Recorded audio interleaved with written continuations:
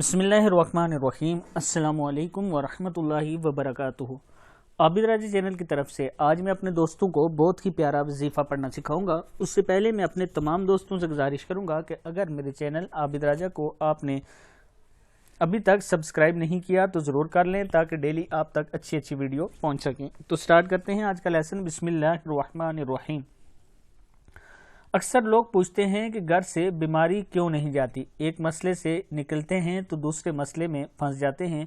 कोई ना कोई प्रॉब्लम चलती ही रहती है। अल्लाह की रहमत से मायूस नहीं होना चाहिए। आज मैं जो आपको वजीफ़ा बता रहा हूँ आप इसको कसरत से किया करें अपने घर में। अगर कसरत से नहीं कर सकते पहले तो कोशिश करें कि घर के जितने अफराद हैं वो सारे दिन में इसको तकरीबन सारे मिलकर 1000 बार पढ़ लें, तब भी बेहतर है। लेकिन अगर हर कोई अपना अपना 1000 पढ़े फिर तो बहुत ही बेहतर है। उसके साथ अगर इतना टाइम नहीं तो हर नमाज के बाद इसको एक एक तस्बीह सारे घर वाले पढ़ा करें। पढ़ना क्या है, अव्वल आखिर दुरूद शरीफ 3 बार पढ़ लें।